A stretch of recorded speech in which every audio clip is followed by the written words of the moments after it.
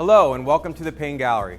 I'm David Ledich, I'm the director of the Payne Gallery, and I'm here to take you on a little virtual tour. There's been a few changes with access to the gallery. We're now only open to the college community, meaning students, faculty, and staff, and by appointment only for everyone else. There's the new painted walls, the director's office has been moved on site, and there's a new permanent collection gallery in the lower level. Let's start there first. We're now on the lower level of the gallery. This is the new permanent collection gallery. It's a teaching gallery and it's also sort of an experimental gallery. It's a smaller space, so it's easier to move things around. The lighting's a little easier to adjust. We're actually in the old ceramics lab for those who took ceramics with Renzo Fagioli. There's some really great pieces in this room, and most of the work we have up now is from the New Hope School Circle. The permanent collection really focuses on two periods of art in Pennsylvania, and the New Hope School is one of them.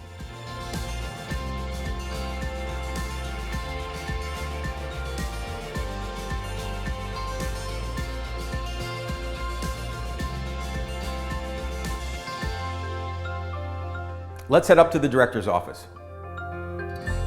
We're now in the new director's office. It also doubles as another little permanent collection gallery. In my office is mostly mid-19th century, early American Pennsylvania paintings. Gustav Grunwald, Boutel, Luckenbach, and most of them you can find the town of Bethlehem in the painting. We can tell by the steeple from Central Moravian Church.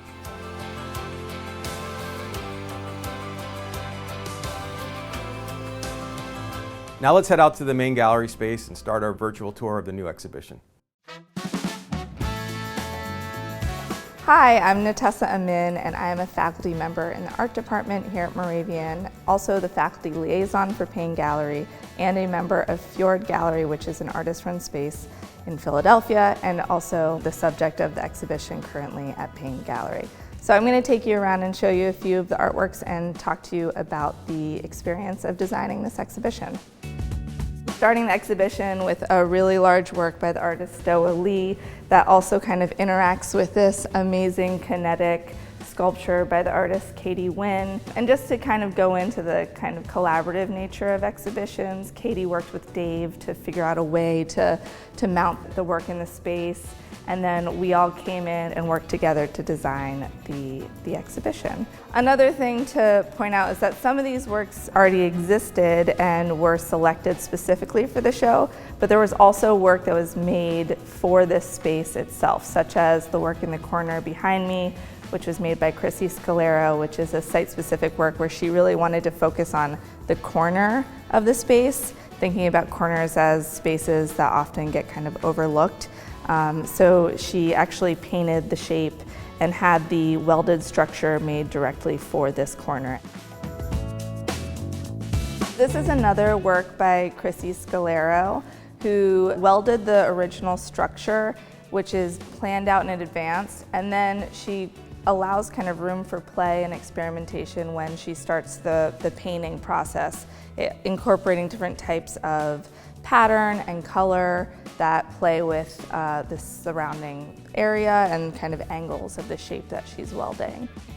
So I'd also like to point out the work behind me by Lindsay Dyfick, two different pieces that sort of expand notions of drawing in the sense that they are large works on paper, but then there are these sculptural objects that are important to the composition and the way that the drawing kind of expands beyond the frame of the paper. So I think in terms of how this exhibition is exciting for the students here at Moravian and being here at Payne specifically is that it really shows kind of the ways that artists can work outside of their individual practices collectively, but then we also have so much collaboration in the work.